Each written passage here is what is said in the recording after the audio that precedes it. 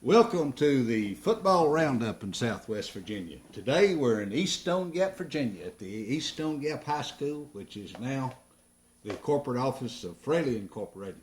And we'd like to thank Jerry Fraley, John Slagle, and Powder Lawson, and Robbie Burton, and all the other folks here at Fraley's to allow us to use their facilities today. In the background, you'll see the picture of the East Stone Gap School. And we have with us today some very special guests. And we'll just get right into our program. We have with us Coach Jim Riggs. Jim lives in Wise, Virginia. He grew up in Powell Valley, attended East Stone Gap, played football and other sports. He attended Milligan College, and at that time, Milligan College was a member of the old Smoky Mountain Conference. Coach Riggs started 4 years and made Little All-American. Coach Riggs coached 6 years at J.J. Kelly and 13 years at Appalachia High School, and produced solid teams and state champion teams at Appalachia. The stadium at Appalachia is named Riggs Stadium. Glad to have you with us, Coach Riggs. Glad to be here. Also with us is W.R. Spec Mumpower. Spec grew up in Big Stone Gap and played football, basketball at Big Stone Gap High School. Spec also played semi-pro baseball, and I understand he was a good catcher and a left-handed hitter. He attended the University of Richmond, and during the war years from 43 to 45, Spec coached the Big Stone Gap Buccaneers. Spec is very knowledgeable of the football history in Big Stone Gap and the East Stone Gap in Southwest Virginia. Also, Spec had a very successful career in the automobile business. Welcome to the show, Ms. Spec Mumpower. Good to be here. Okay, and on my left is John Slagle. John attended East Stone High School, played all sports. John has been described as one of the best football players to come out of East Stone High School. I won't tell you that source, John, but I believed it, and we'll accept that. John is presently a member of the management team of Fraley's Enterprises. John attended Lees McRae College and played football there. And also with us, we have Coy Bays. Coy attended J.J. Kelly and played football for Coach, tell me the coach. Harold Lester. And Harold's well known in this area. Played his football in Clintwood and coached at Wise, and of course was assistant and principal at Powell Valley High School. Coy's father, Gothard Bays, coached at J. Kelly. I've got for many years. Coy, you may not know the number exact, but... like 53 through 59, I believe. Okay, and of course, as we've had Gothard on our show, along with Carroll Dale, Gothard was coaching when Carroll played for him. Coy has covered sports in Southwest Virginia for the Bristol Herald Courier, as well as auto racing in the southeastern United States. Coy is presently sports editor for the Coalfield Progress, and he's perhaps the most knowledgeable sports person in Southwest Virginia. You accept that? No, not with gentlemen like you sitting at the table. I'm just a novice when you look at the knowledge here, I'm sure. Right. Well, we'll put it on the table that way. Okay. Okay, we'll get right into our program here. We're certainly honored to have these folks with us, and we'll start out with Coach Jim Riggs and tell us about attending school right here at East Stone and also some of the things about playing sports here. I do recall that you told me one thing, that in football, practice didn't start till school started. But I'm sure you've got a lot of things to tell us about here at East Stone. Well, that's back in 1930, and school usually started about 1st September, and that's when your practice started. And we played about an 8-game schedule. Played on Saturday evenings. Our crowds would run from 50 to about 150. Kept off the field with rope stretched around the field. Did you have to have a ticket to get there, or was it just show up and watch it? Just give them a quarter. That's back during the Depression. The going price for ball games was 10 cents for children, a quarter for adults. Did you play here at East Stone Oak Field? Everybody at East Stone forded the river. Was that to avoid buying a ticket? they ford the river? Or is that the only way you get to the ballpark? Well, no, that's slipping in. Okay, I got you. We played down the railroad tracks here and George Taylor's cow pasture. And that had some hazards, I'm sure. Well, didn't pay no attention to that. There was no grandstands, no light, no in the field. Everybody stood up, and football was kind of in its infancy here in Wise County. Okay, who was coaching at that time here? at Easton? Lawrence Fleener was coaching. Okay, and at that time he coached whatever sport you had. He coached. Well, back then, in every school you had one coach. He coached football, he coached girls basketball, he coached boys basketball. All right, Spec Mumpower. Do you remember football in Big Stone Gap like in 1923? And according to our records, Coach J.C. Powell started the program. And I think you were probably told me you were about 8 or 10 along about that time. And but do you remember others, early coaches at Big Stone Gap? Yes, Powell was your first coach. Second coach was McManus, who was here for 3 or 4 years. Powell remained in Big Stone as a teacher after McManus come in to teach. In 1927, Herb Elliott was the next coach. And Herb was here for 3 or 4 years, followed by Bill Kagan, who was here for about 3 years. Kagan eventually went to St. Paul for a couple of years, ended up in Lynch over across the mountain, Kentucky, coached over there, and come back to Big Stone and coached a year before he left. And then Bill Kaler come along, and then the next coach was Jeter Barker. Jeter had a very successful seasons, several successful seasons prior to the war. And of course, you can go right on down and name a number of the other coaches that we had, which I'll probably mention some of them a little later on. But as a youngster, I remember Bullitt Park as a place similar to what Jim said, with no stands except from wooden bleachers. We had wooden bleachers there, and that was a result of baseball. This used to be a big baseball country around here, and two of the biggest rivalries they was East Stone and Big Stone. And Incidentally, I believe you two gentlemen maybe lined up across from each other in 2 or 3 sports. we did. He was on one side and I was on the other. We had a lot of fun. About the only thing I can say, and I hate to say this to Jim here, he won't like it, but I played 4 years down there, and East Stone never did beat us. But on the year after I left, they walked the Dickens out of Big Stone. So there you go. But we had quite a bit of rivalry, and I'll mention a little of that later on. Okay, we'll move down to John Slagle. John, we're real happy to have you with us.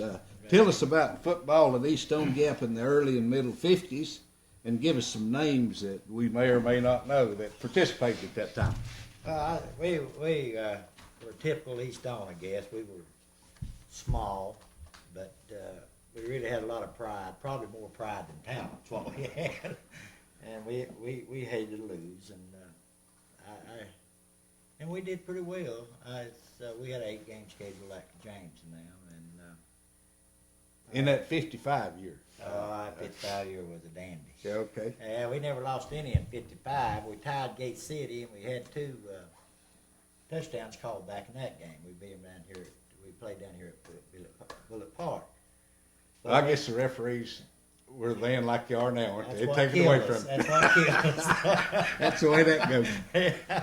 But we had Danny Anderson and Jared Fraley and Ray Thomas and Buddy Kilburn and Dylan O'Manus, and the biggest guy we had was 180 pounds. We just had one of them.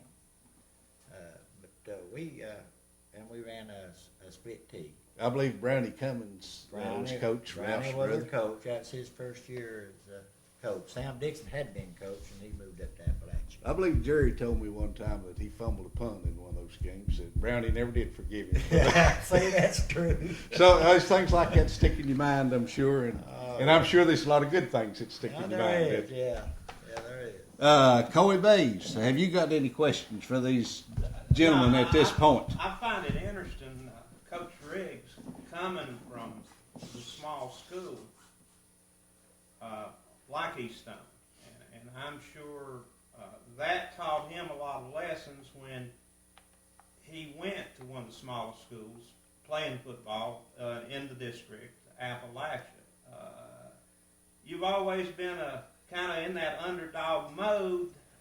You've had scrappy football teams. How much of that did you carry from Eastone to into your coaching career, having that kind of background? Well, I learned when I was a kid playing back alley football, and I learned at Milligan. Did you have a football, or did you use something else? Well,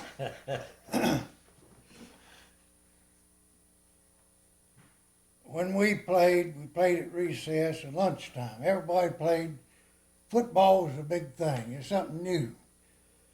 And we played with a tin can. That was a football.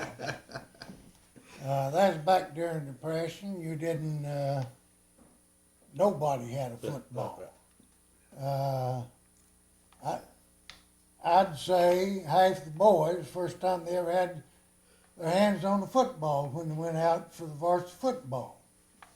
And because of that, back then, you take today, every kid, by the time he's 8 or 9 years old, can throw and kick a football.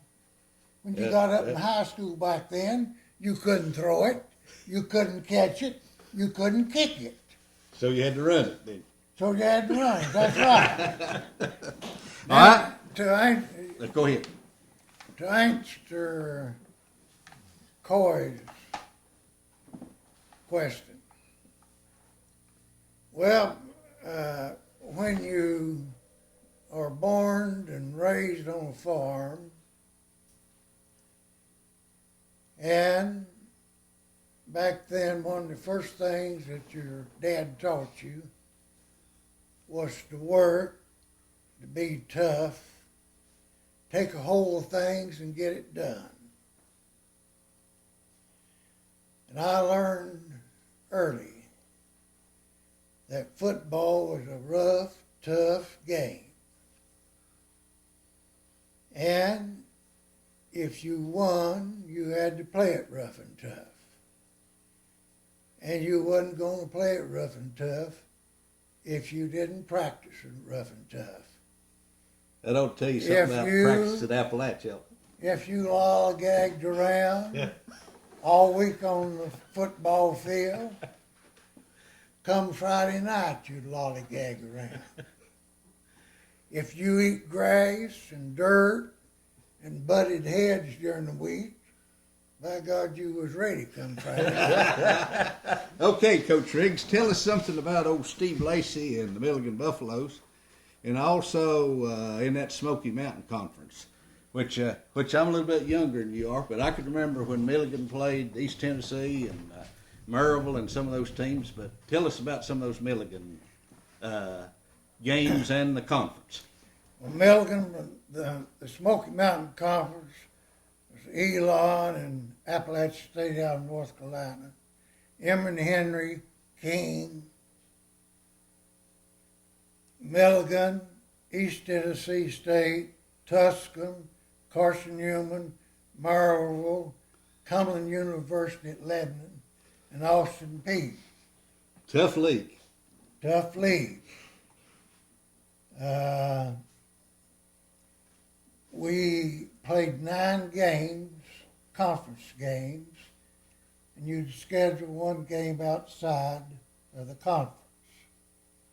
At Milligan, we played Giffords a couple of years outside the conference, and Tennessee West. Did you ever play at the Stone Castle in Bristol? Milligan and King, I played. in the first football game played in the Stone Castle at Bristol. Milligan and King played. They dedicated the stadium. It's a WPA project. Right. Now, it was a very tough conference. I know of a team or two that won the conference by just winning 7 games. My junior year, Milligan and Carson Newman tied. We both had a loss and we had a tie. In my senior year, we won it outright, undefeated. That's the first time it ever happened in the Smoky Mountain Conference. How about Coach Steve Lacey? Did he make an impression on you that carried over to your coaching? Well, he's like you, Bill. He had an awful lot of mouth. I understand he got out and raised some scholarship money. Is that right? He could do a lot of talking, and he had a way about him. Was it good or bad? Very likable person. Okay. Excuse me. Go right ahead. Now talk about back when I went to school. You remember it was right during the Depression. And you talk about a homely looking bunch of people. By George, they was homely looking over at Milligan. We came from the hills of the mining camps. They helped all students. Every student had a work job. Of course, some paid their way. They paid for their football program. Coach Lacey had a lot of friends everywhere, and they'd give him enough money for a scholarship. Bamberg played there Elizabeth and footed money for several scholarships. Tennessee Eastman did. And they had different clubs in Johnson City and Urban, Elizabethan, that would put the money for the athletic program. They tried to get every boy that had a scholarship played 2 sports. Some played football and baseball or basketball and so forth. That way we had a great sports program. Okay, Spec, do you have a recall of some of the East Stone, Big Stone contests? And I think you've already mentioned a little bit of that. Mm-hmm. And do you recall some of the players for both schools back in those series? I certainly do. I remember very well that we played East Stone, and it was always a tough game. No matter how we had probably had a third more players than East Stone did, but nevertheless, it was always a real tough game, and you couldn't take East Stone for granted. I recall very distinctly the last ball game that I played for the Buccaneers at Big Stone Gap. We were going into the 4th quarter with about 3 minutes left to play with the score tied 0-0. And I was fortunate enough to block a punt, and Paul Trent, I believe, our tackle on that team, fell on it and we missed the extra point, and we won 6-0. So that just gives you an indication that when you put 11 men out there, 11 men's going to play, and regardless of how big your squad, occasionally you can substitute like they do nowadays. They play 10 minutes and then rest the next 30 minutes. I suspect that block kick will be something that you'll never forget. I'll never forget, because it was in the last game that I ever played for Big Stone. But Jim was talking about Lacey at Milligan. I had the privilege of playing with Lacey's brother, who was an end for the University of Richmond. When I was down there, he was on the football team, and he told me a great deal about his brother down on this end and what have you. But, I think that Jim was mentioning the fact that we played back in the days of the Depression, and I think that one of the people that had more influence on me than any other person other than my mother was Coach Elliott. At that particular time, as Jim said, we were all country folks, and we went to school, and we had patches on our breeches, and if we didn't have patches on when we went, we had them tore up when we got back playing football. But nevertheless, Coach Elliott knew that I was very sensitive to patches on my clothes. And he took me aside one time, and he did all of his boys the same way. He looked after his boys. And he said, Spec, I just want to tell you one thing, that it's not a sin to have patches on your breeches. But it is a sin when you come to school with them dirty. Well, that's one thing my mother, she'd take our breeches off of us at night when we were in the bed, wash them and have them ready, and they were clean the next day. And we'd have them that night, by the time we come back, they'd be dirty again. But I think back in those days, we had a lot of players that I'd like to mention just briefly. Frank Seals. Frank was a center on the Big Stone team that was on the first team that ever went to a state playoff. They went down to South Boston. It hadn't been scored on that year, and a fellow by the name of Pickerton went 97 yards on the opening kickoff, and by the time Big Stone woke up, so I'm told, the score was 21-0. It finally ended 21-7. But Frank Seals, he later come back, coached at Norton, I believe. I'm pretty sure it was Norton, wasn't it, Jim? Mm-hmm.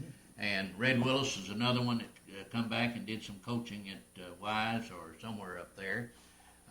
Those are some of the fellows, and I remember some of the guys back in on the first teams around there. The Mahan boys, Paul Johnson was one of them, and Chicken Baron, his name was Robert Baron. Those are some of the boys that was on those first ball clubs that was around here. Another thing that I do remember about East Stone and Big Stone was where we played down here. Jim's right, you had to cross the railroad track and across the creek to get it in down there. And but we always had good fun, good relationship between East Stone and Big Stone.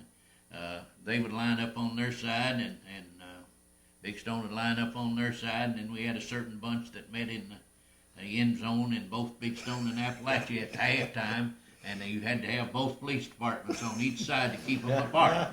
But that didn't work. They had some difference of opinion how the game was going. That's right. But that, especially down in Big Stone when Appalachia and Big Stone were playing, I'll guarantee you they had a fight at halftime. But it was, and also I'd like to say this in this particular thing, that Professor Horn and Professor Williams and Professor Jones was three of the finest when I was going to school, and they were, as Professor Horn would delight in getting me before a crowd, and the bigger the crowd, the more he'd tell on me about the time that he busted my fanny with the chalk box. So he didn't take no pity sake on you, and we learned right quick that you couldn't get away with a lot of stuff that we got away with. Well, was he justified in that? Yes, every time. Every time. We'll switch back over here to the left end here, John Slagle. What are some of the East Stone Gap games that stand out in your mind, and can you name some of the players that participate? Well, of course, it was always a thrill to beat Big Stone. That was the number one. Everybody knew everybody, and Bragging rights went with that. bragging rights, boy, that was high. We'd all get at Carmine's down there after the game, both teams, and old Carl would give us a Coke or something. Right. Yeah. And if you had a jacket, I guess you did, you'd wear it. Everybody Certainly. wore the jacket. Yeah, right. There's nothing no greater than that E on your jacket. Yeah. You know. But two of the best games, I guess, that really is outstanding in my mind in high school is Wise had beat Appalachia like 35-6, and we went up and beat Wise 7-0.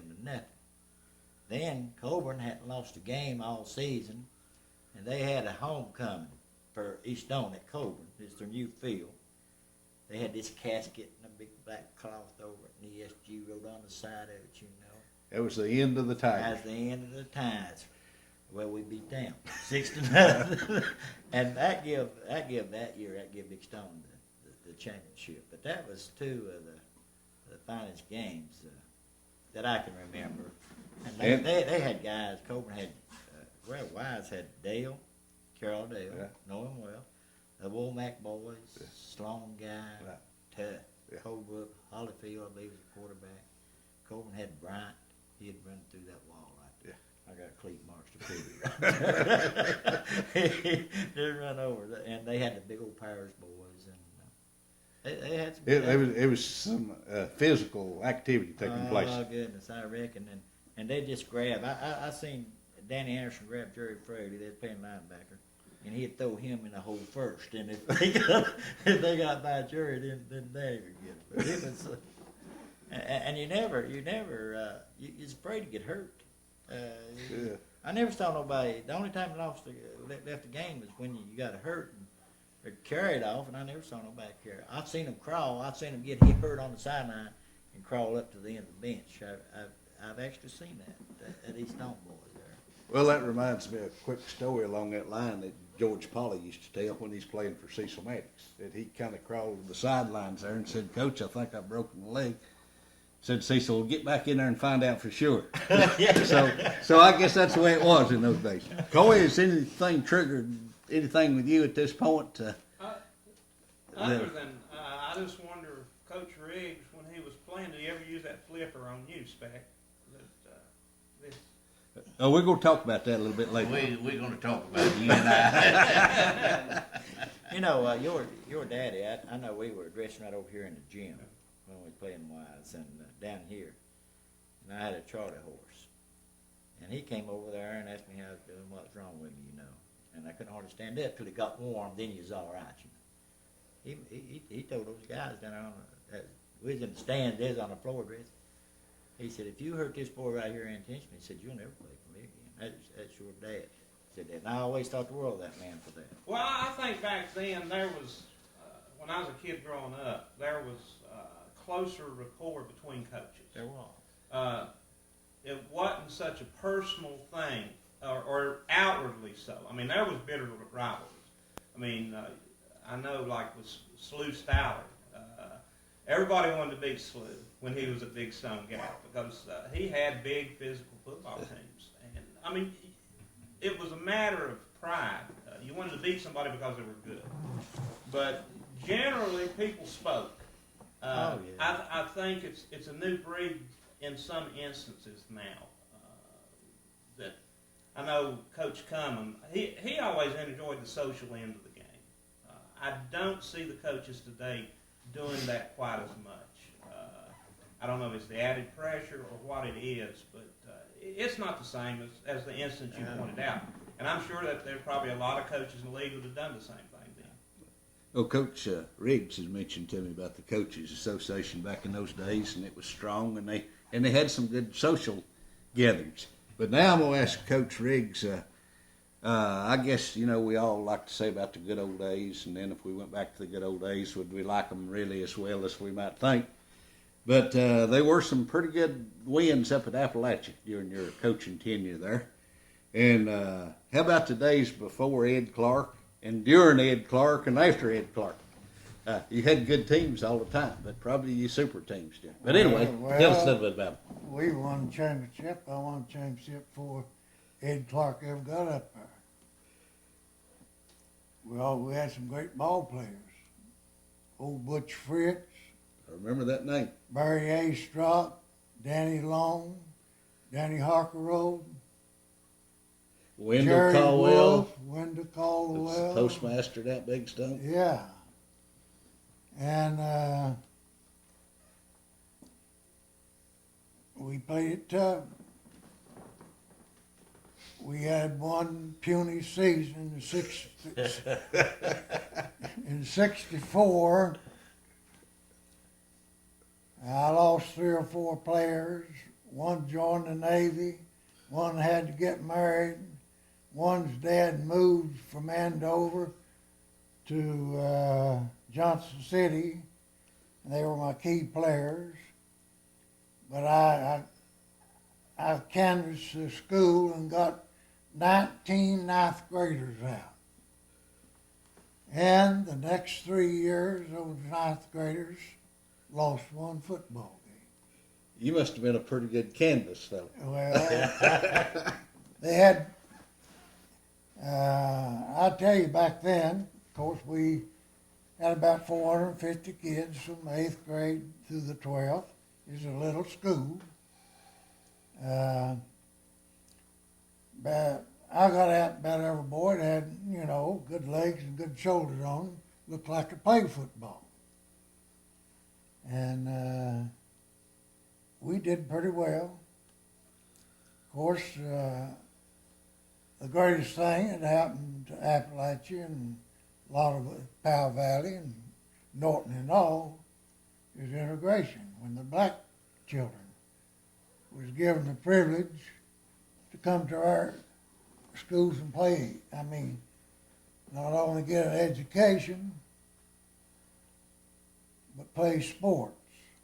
They contributed an awful lot, not only to football and basketball, but to the spirit of the school. Everybody called me maybe a Negro lover. Yeah. Sure, I loved them. They loved me. Yeah. That's right. You treated If them, somebody loves you, you love them, don't you? reciprocate, though. Yes. I let Go ahead. we talked about Ed Clark, and of course we could spend the rest of the day talking about some of his comments. But you had lots of good players, but you had a back named Roy Talley. Tell us a little bit about how good a ball player and how big a heart did he have? Well, when Roy was in the 7th grade, he'd come up, he never missed a practice. And all during practice, he followed me around that field with one hand stuck in my back pocket. I drug him around that football field all the time. And he said, Coach, I'm going to take Ed Clark's place. Roy was about 5, 6, or 7, weighed about 155, 160 pounds. Pound for pound, I believe he's the best football player I ever coached. He really took Ed Clark's place. He was one more football player. And the Bulldogs continue to win. Bulldogs continue to win. If I could jump in here. Now, something else. I've been badgered all the time, and everything's been thrown at me. Most of it good, though. As, coaching colored kids, how dumb he was and whatnot.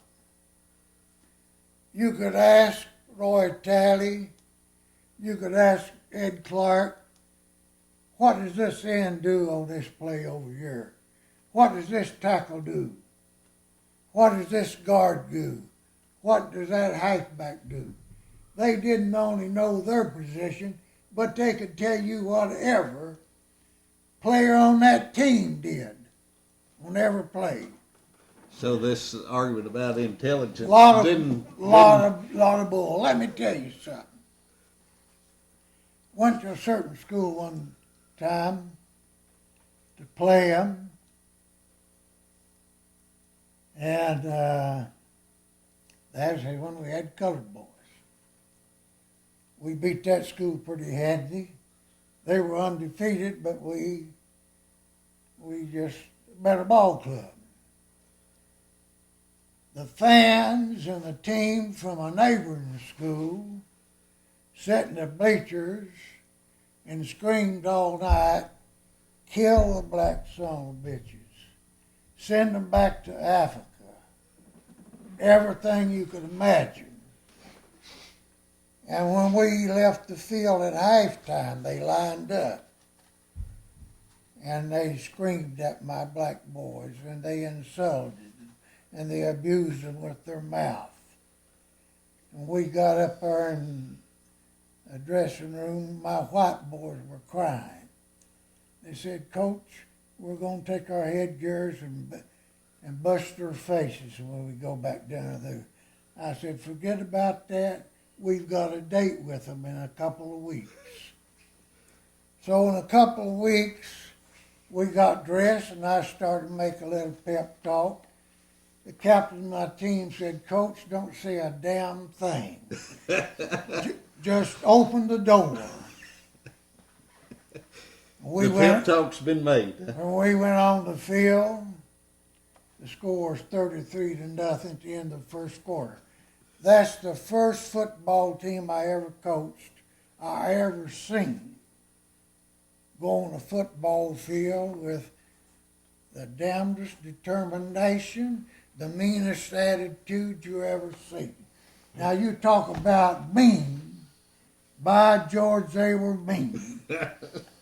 And They that were- other team soon felt it. They were highly motivated. Weren't You remember that game, I guess, don't you, Coy? It wasn't against me. No. Coy, did No, you have a question? I played against No, he wasn't. the Coy. same teams he's talking about, and that's when I was playing. And probably the best defensive football player that I ever played against played for Coach Riggs, and I wore him for 4 quarters as a second jersey. Willie Bush, defensive end.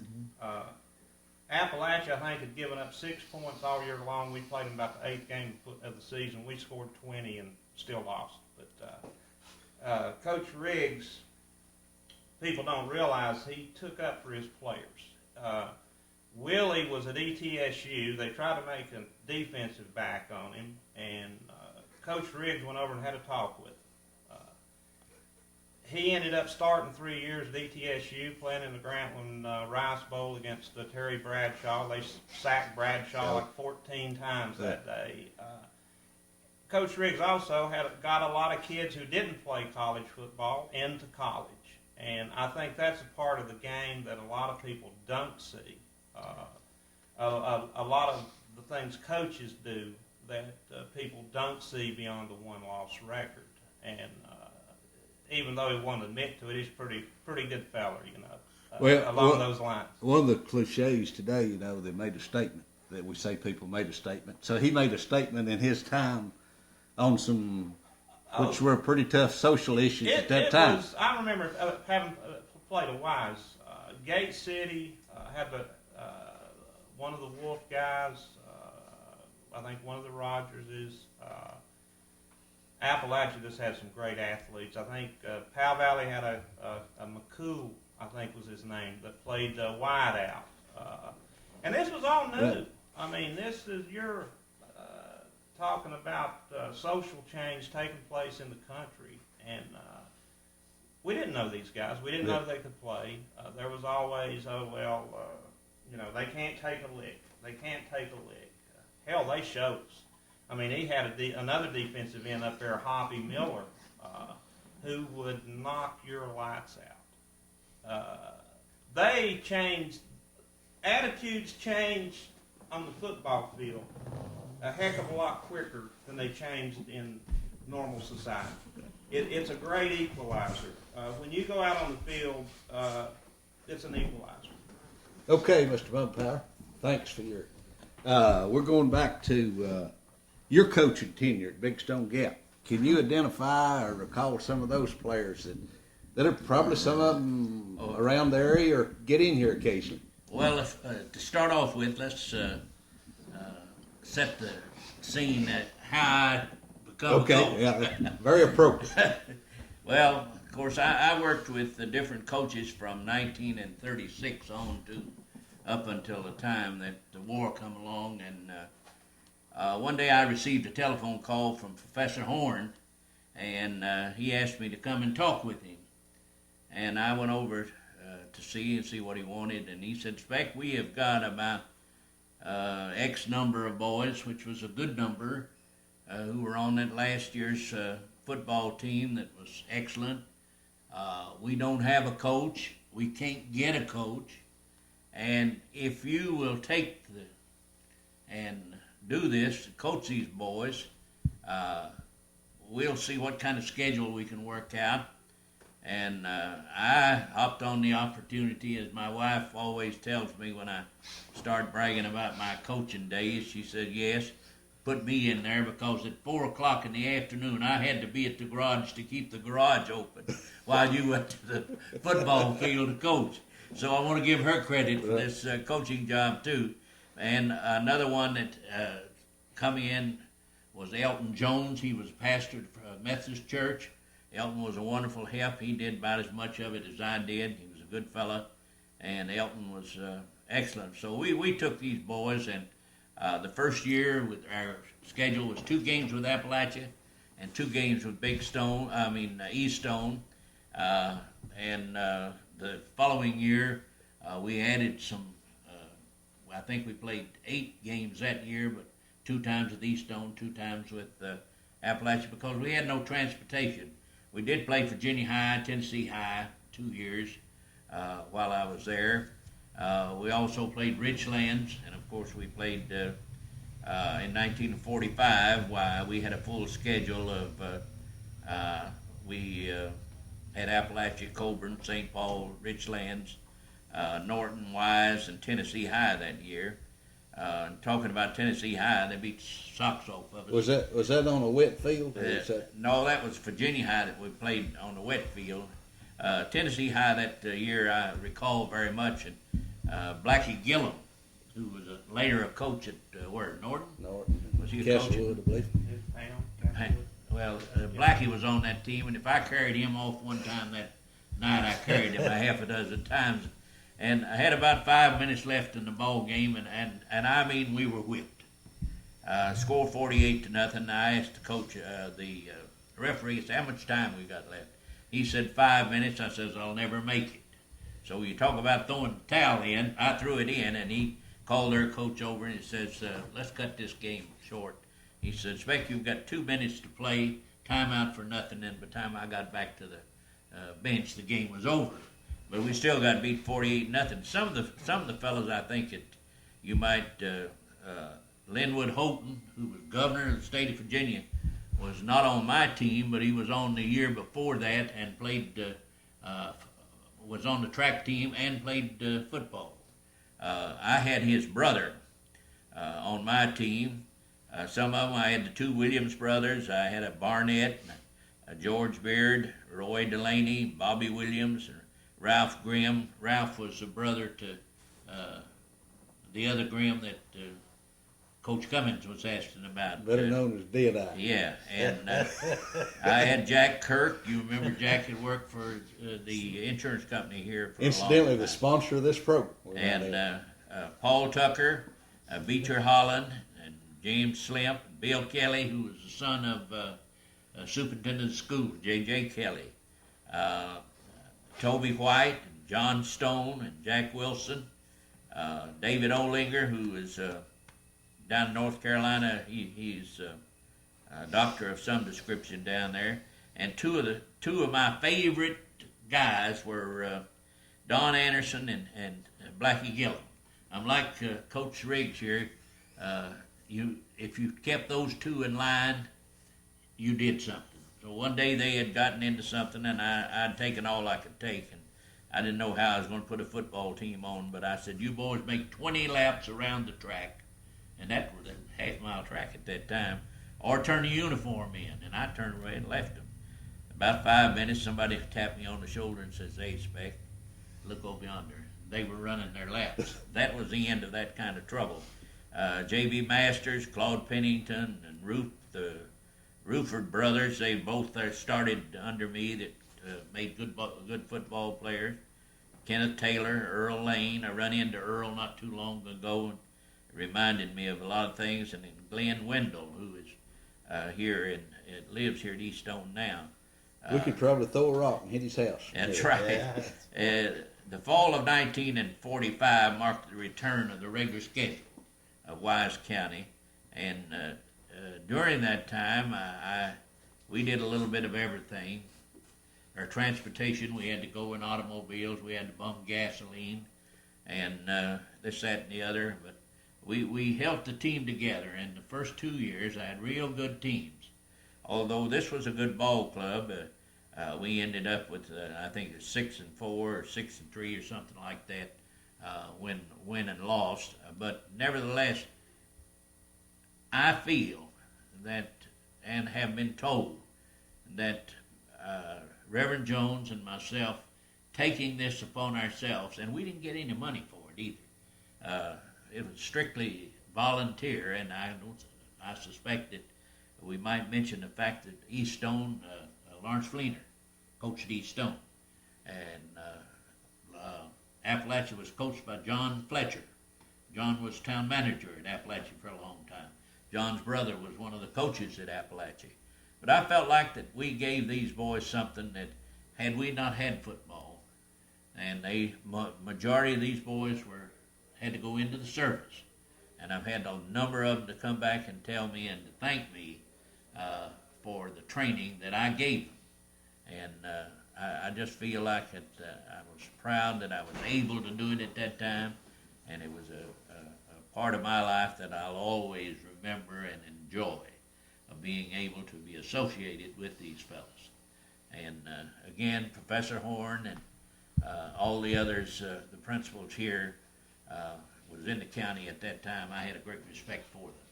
Well, thank you very much, Spec. I think we get a goodly number of comments about the heritage and tradition of football in Southwest Virginia, and certainly Spec Mumpower is part of that, and we appreciate you sharing it with us. John, we're going to ask you a question, and after you respond, we're going to take a little break for our first segment. I would remind the folks that this program, the Football Roundup, is sponsored by Southwest Insurance, Norton Insurance, and Lee Insurance Agencies, and they are the insurance company. Are very happy to be able to do that. Now, John, I understand that some of the East Stone players, 54, 55, somewhere in there, and maybe other members of the East Stone are going to have a reunion. Tell us a little bit about that. We're trying to get the team of 55. Of course, that goes back to 53, I'm sure, and carries over into 56. But we're trying to get the team of 55 together for the Appalachian Powell Valley football game. We'll probably meet down Stringers and then go over to high school And we may be able to get Jack to take a picture too to incorporate into this program. That would be great. So you keep us informed as to how the All thing right, is. I sure will. And I've contacted most of the fellows, and they're real Okay. interested in it. Well, I think we'll take us a little break, and we'll come back with a second segment. We're going to find out a little bit more from these fellas, but we'll run last week's results and talk about what's coming up next week. So on behalf of Southwest, Norton, and Lee Insurance Agencies, we will take a little break. Welcome to the second segment of the Football Roundup in Southwest Virginia, brought to you by Southwest Insurance, Norton Insurance, and Lee Insurance Agencies. We've introduced our special guests, and we've had a good first segment. One announcement I might make that I think folks, viewers would be like to know about, there will be a tailgate party on November the 10th from 4 to 6 p.m. in the parking lot of the Premier Bank in Big Stone. So that's a big tailgate party, and they'll have free hot dogs and drinks from 4 to 6 on November the 10th. Now, looking at last week's games, Appalachian Gate City. Gate City won that ball game 21-18. Even game if Appalachia could have made the extra point. Exactly right. Lehigh and Marion. Lehigh defeated Marion 42-14. Coburn upended Virginia High 19-14, and that was a little surprise for me because, if I remember correctly, Virginia High defeated Lehigh earlier in the year. Twin Springs, which incidentally must have a good ball club this year, defeated Whitewood 36-0. Irvington defeated Pound. I believe that was about a 20-13 score. That's a good game. They scored right in the last beat Pound. And it's pretty rare when a Lonesome Pine team goes into that league and gets whooped, but Irvington has a real good ball club. Was it an overtime ball game? No. That Oh, no. Gabe must be tough. He's a good ball player. J.J. Kelly was defeated by Powell Valley 51-8, and we said last week that was a little bit of the case of the haves and have-nots. And John Battle defeated Castlewood 29-6. Abington defeated Carroll County 40-0. Lebanon defeated Chill High 40-6. Tough. Lebanon's tough. Lebanon, I think, is ranked number 2 in Southwest Virginia by some of the news medias. I don't know how Coy's got them ranked, but they're a good ball club. Maybe haven't played all that many good teams. I don't rank them. I just let them play. Okay. Grayson County was defeated by Grundy, 42-14. Graham defeated Tazewell, 28-13. Lehigh beat Graham, didn't Right. And then Graham defeated Gate City, right? they? I understand it. Lehigh go out there and they'll whip somebody that you're not supposed to, and then Right. lose somebody. And Ryco defeated Northwood 17-7. And of course, there was a goodly other number of games, but anyway, let's get into this week. And I'll go through the games, and then we'll come back and chat about them real briefly. Clinch Valley and Emory and Henry. It's the small college game of the year, maybe. Especially, it has to be the one in Southwest Virginia. Coburn's at Appalachia. J.I. Burton's at Pound. Kelly's at Clintwood. Powell Valley at Gate City. Holston at St. Paul. Hayside, Hurley. Rycove at Council. Now let's talk about Clinch Valley and Emory and Henry a little bit. Both teams have some kids from Southwest Virginia on that squad. Coy, you're probably very knowledgeable. I know the Shane Tucker from Powell Valley's on the Emory team and has been playing good football. You've got some teammates playing against each other. They've got the big Edwards boy at Emory who started about 3 years at guard from Hayside. He'll be playing against his old teammate Mike Owens, who's a fine wide receiver for CVC. Of course, Shane Tucker for Emory, Mark Mullins from Powell Valley for CVC. This game is, people don't realize it, these are the 2 only unbeaten college football teams in the state of Virginia. And CVC is ranked 5th nationally, NAIA Division II.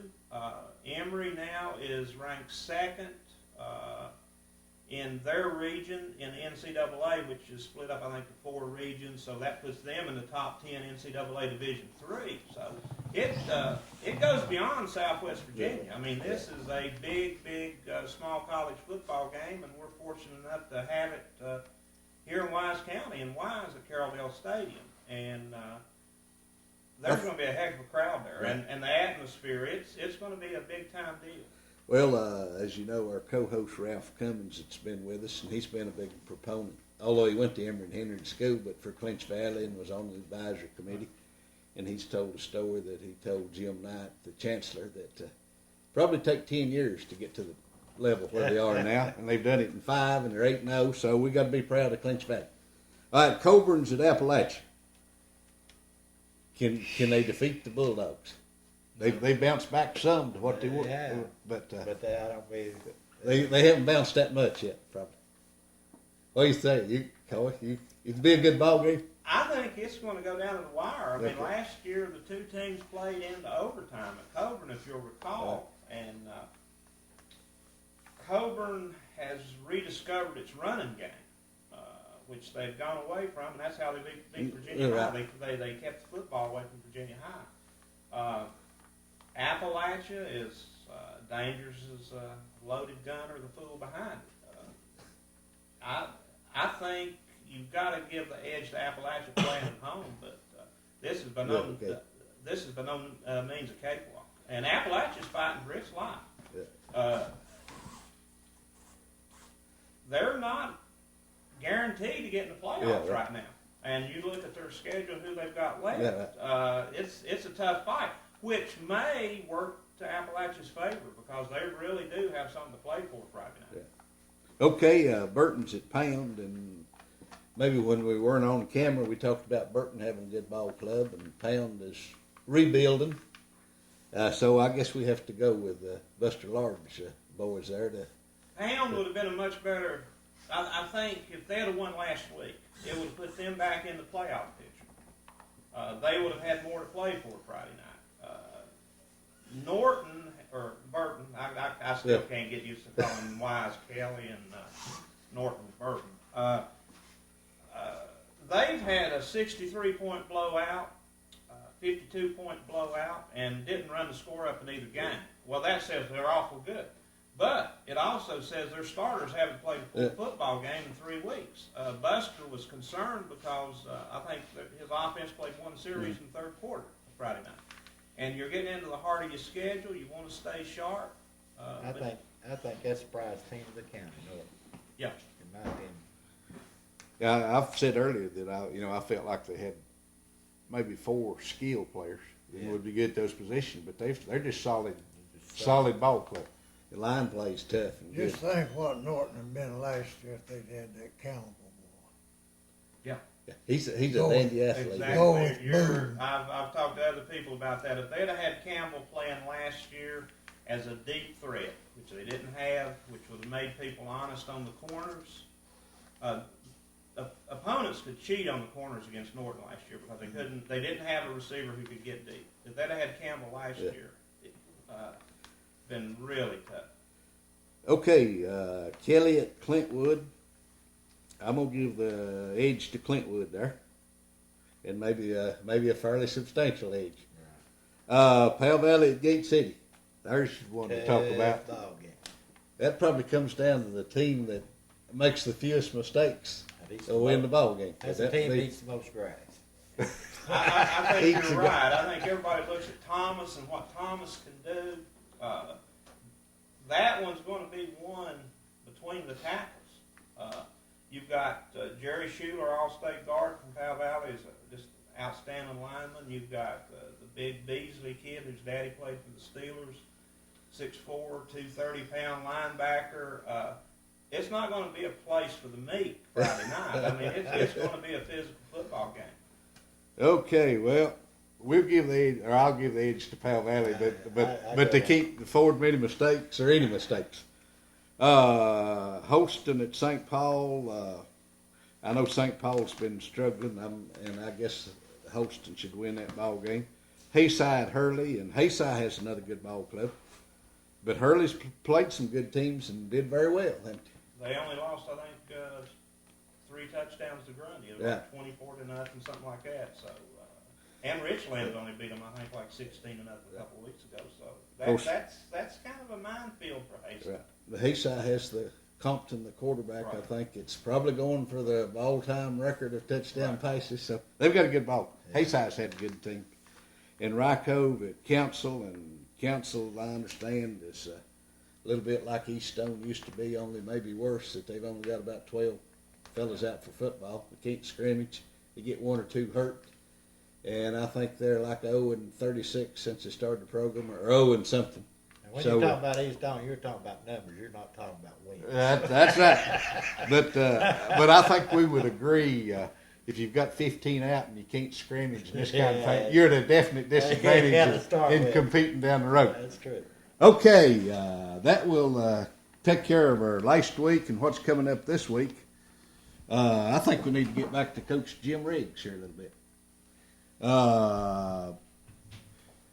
We've talked about discipline in society and discipline in the home and discipline on the football team. I think your philosophy might have been a little unique from what I've heard, but tell us a little bit about what you thought about that discipline of the football players and team. Well, I think one rule that a coach should have and enforce in his dressing room and on the field is no vulgarity and no profanity. That rule, we enforced it at Appalachian. All the boys enforced it. And I think it helped us. Okay. Now, I learned a long time ago about putting rules on your players, such as don't smoke, don't stay out after 9 o'clock. Listen, the boys that go out for football are a pretty daggone ornery bunch in a way. Mischievous. They're tough. And you can't be syrupy sweet with them. Don't expect them to be syrupy sweet. They're the boys that, if you got a rule, no smoking, they'll be first one to smoke. And don't stay out after 9 o'clock. They'll make a show of swarping through town. Or don't romance the girl. So I didn't have any rules. I figured that if my players could take what I put them through Monday, Tuesday, Wednesday, and Thursday, they should sure play come Friday night. And another thing, I never took a team on the field in shorts in my life. What's happened? I go to this school and I go to that school, I think I'll go and watch them butt heads this evening. They'll be out in shorts. I don't care if it's on Monday, Tuesday, Wednesday, Thursday, what. That ain't your style, is it? Yeah, in shorts. That's for basketball. Yeah. Huh? Playing excuse me. Hell, I thought it was supposed to be football. But they're out there practicing excuse me. All right, now we got to find out something else. I think you had a reputation. I was even told one time you was out in California and some fella came up and wanted to know about Appalachian. This fella Riggs, and he was a good coach. But anyway, I guess one of your strong points, and there was a lot of, was the play of your lineman. I called it that elbow maneuver, and you corrected me on that. Said it's a forearm. Give us a little synopsis on that. Well, when I was in high school, the philosophy of coaching, and a lot of the coaches never played much football. Well, nobody around had played football much. And the philosophy was, keep your butt down. Keep that butt right down next to the ground. Well, the lower you get your butt, the harder it is to get started. You got to bring your butt up before you get started. And that was the philosophy when I first went to Milligan. In my sophomore year, middle of my sophomore year, a young fella had played 4 years at Duke, Jimmy Centers. He was an all-Southern tackle, wrestler, and boxer. And he'd played 4 years, but he's still just about a sophomore in school. So he enrolled at Milligan, finished to get his degree, and he became our line coach. Boy, he knew the football. He played on Wallace Wade. First thing he did, taught us get our butt up in the air, straight back. Taught us different steps to take if you're going to block with your right shoulder or your left shoulder. And he taught us that there was more, you had a more surface in blocking instead of just the point of your shoulder. He taught us to bring our forearm up, to bring it up. Now, I don't want you to be demonstrating on me now. You could turn a fella flip back. He taught us to use that on defense. Get down there and first move you make. It may be across somebody's forward or down the side of their head or whatnot. Is that when you get into smash mouth football? When That's you start? smash mouth football. And how that is what I taught when I started coaching Miles County.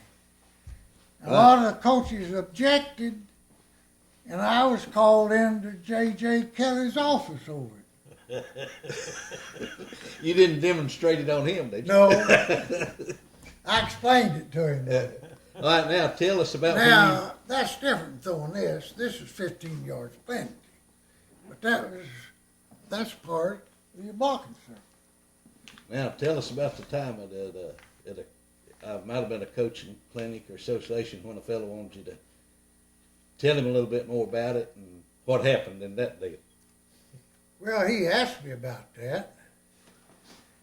How it was I taught that blocking, and my boys could block so well and knock the people off of the line.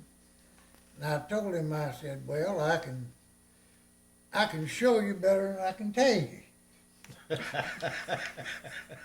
So we got down as a fella called a hup signal.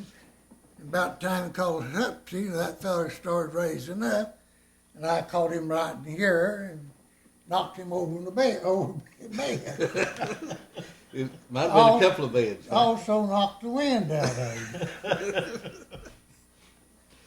Was he convinced that worked, or did he want to talk about it much more? Well, he told everybody about it, and there was 15 or 20 in the room. And he said, you know, I didn't have no wind over there. I couldn't even holler for help.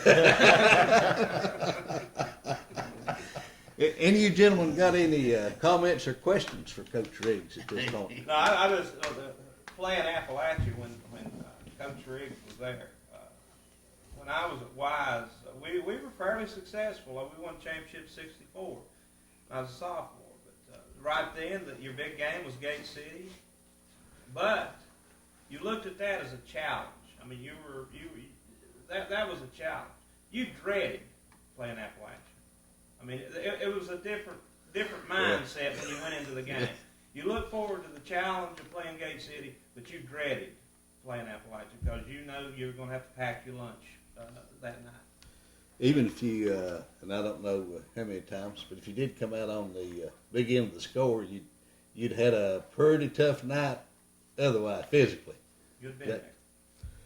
Okay, Coach Riggs, we're going to ask you one more question here. Of course, we've already talked about Ed Clark, and I asked you when you first realized he was something special, and I believe you told me when you saw him get off the bus the first time. You done figured that out. But anyway, his exploits are many, and he's in the Virginia High School Hall of Fame, and certainly deserved it. And we talked a little bit about offense. See, I let on like I know something about football. I've just watched it. But the formation that basically you ran at Appalachia, of course, never did see any J.J. Kelly teams, was I think we decided we'd call it a tight T formation and then maybe a split. Tell us a little bit how you evolved into that offensive philosophy. Well, I used split T, and of course, I played all my football on single wing and a 6-man line on defense. And after the war, everybody went to T, and I realized that the T was a simple form of football, and the T formation, you could get all the potential out of all your backs. And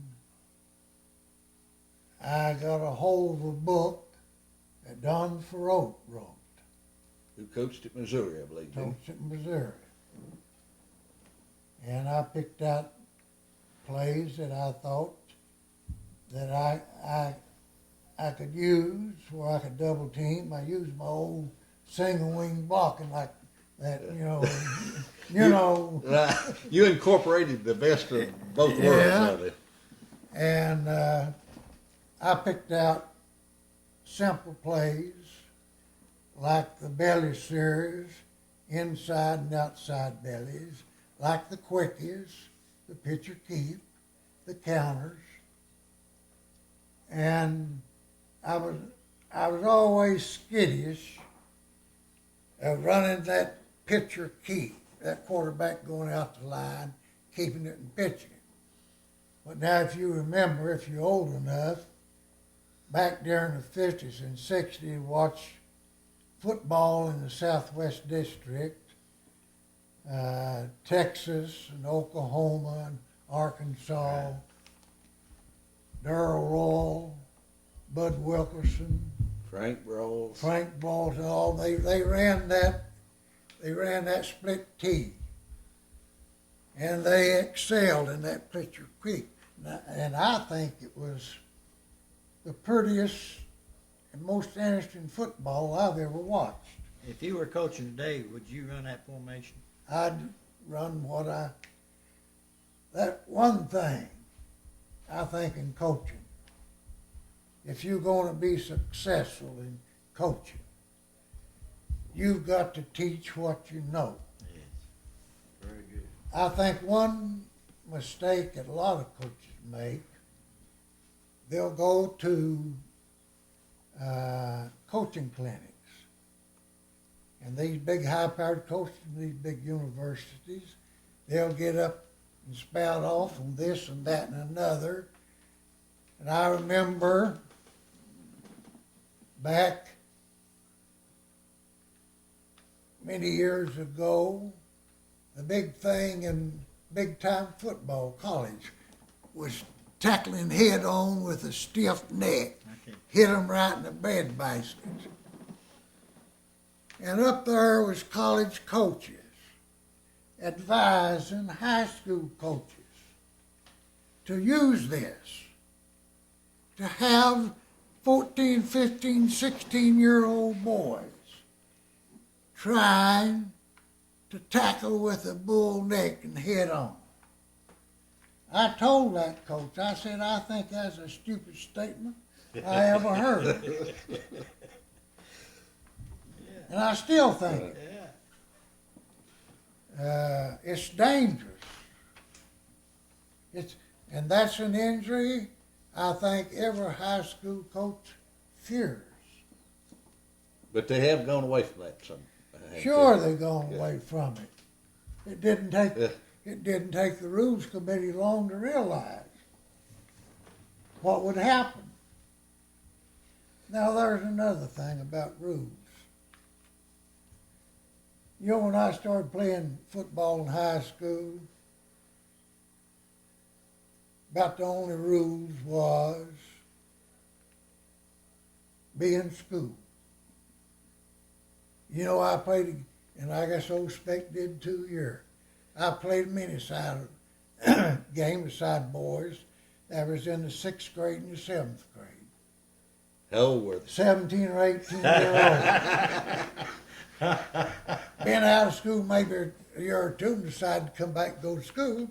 Well, they quit in the 6th grade, so they had to Yeah. start to go back in the 6th grade or the 7th grade. About the only rule was you couldn't be over 21 in 6 months. You know. Well, Coach, we certainly enjoyed your stories. We'll start over here with Coy and kind of make a wrap-up statement. As far as I'm concerned, we've shared some football tradition here, being at East Stone High, which is fell to consolidation, and I guess more of that's down the road. But we can tell there's a lot of tradition here, and we've been able to share that with our viewers. Coy, have you got any parting remarks along that line or any other line? Well, I just think it shows what high school athletics can mean to a community. And consolidation I can understand in some instances, but then again you lose something. I mean, there was a lot of pride in the local community. And I think that's what's made the Lonesome Pine District special. You don't have these homogenous such and such East playing such and such right. West. By George, it's Coburn against Norton, and it's Wise against Pound, and it's Big Stone against Appalachia. And that adds to the atmosphere and the flavor of it. And with a school like East Stone Gap, I'm sure Right. there was a sense of loss there for quite a while when it happened. Well, on the Friday and Saturday highlights of high school football, some of these large consolidated schools in East Tennessee, you don't see many people in the stands. Maybe I'm misreading that, but you can go to Bullock Park or Appalachia or Coburn or Wise, and you pretty well got the stands full. You take, if Wise has to go to AA, Wise won't be the only school to suffer. Every school in this area suffered because that will hurt Lonesome Pine. It hurt Lonesome Pine District when Gate City Right. had to move out. It took away a lot of the prestige and the rivalry. And it's especially bad for Wise. Ever since there's been sports in Wise County, Wise has been a part of it. Kelly High, Wise High Yeah. School. It's been a part of it. It's revolved around that school. And they don't have to drive over 15 or 20 miles to play any team.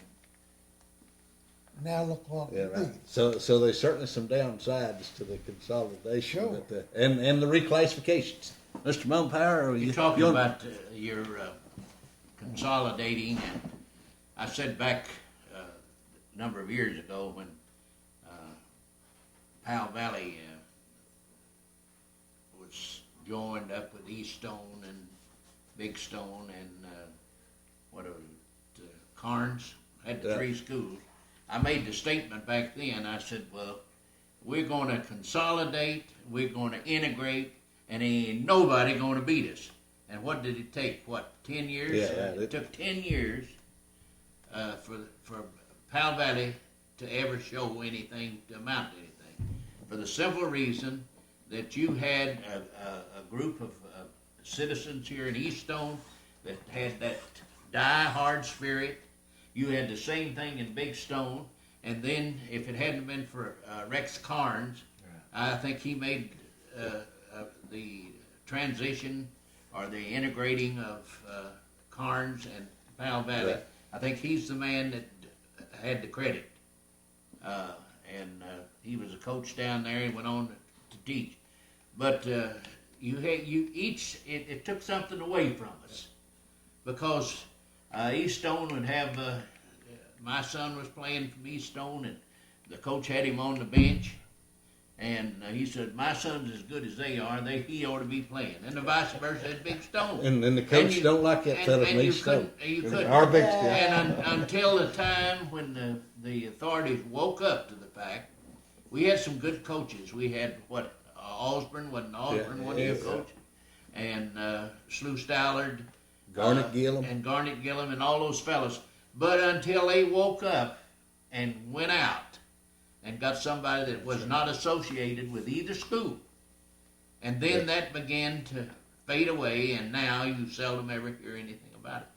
But when you consolidate schools and things like that, you take away. Well, I think Twin Springs is a good example of that. Because there's probably no more heated rivalry than Dungannon and Nicholsville, Right. two little old country schools. And it took them for, Right. I guess, 15, 20 years ever to realize the benefits of it. Well, I think Lehigh probably had as much controversy or had considerable before, but after they got it in gear, it seemed to have smoothed up about as well as fast anyone you I. could ever see. John Slagle, we want to wish your reunion activities to be very successful, and do you have any final wrap-up comments for today's program? I just really enjoyed listening to these guys. It's really been good. If they'd been selling tickets for these guys to hear them, we'd have bought one. Yes, we would. Well, Coach Riggs. Let me pull one on Jim here. I was asked if he ever did that to me, you know. Yeah, right. Well, I was too smart for him. Uh-oh. He played, I was the center. I had a certain position, and they had their lineup had to split. The guard split, and I'd get over here and play right in front of this guard, and the center, instead of coming after me, he would go the other way, and I'd just fake in there, and I'd get back in the backfield. And I think I must have that was the most tackles I ever made in one game when I played that time. But every time he'd get close to me, I knew what was going to happen. So I just took advantage of him. I outsmarted him that day. Well, I don't know too much about the game, but what I've heard, if I was on a lineman on the opposing team, I'd try to line up somewhere besides opposite Coach Jim Riggs. We had a good time, didn't we, Jim? Very good time. Jim, And down through the years, we've had a good time. we're very flattered and honored for you to be with us and sharing some of these stories. And I've heard some about you that we haven't told today, but we'll save them for another day. Well, like the old Western people say, I've been up the creek and over the mountain. And we'll just have to ride off in the sunset now, right? And that's where we're now, aren't we, Jim? Yeah. We're headed for the sunset. Yeah. Well, on behalf of Southwest Insurance, Norton and Lee, we were proud to bring you this show, and we'll sign off for today's program, and we'll be back with you next week. Thank you very much.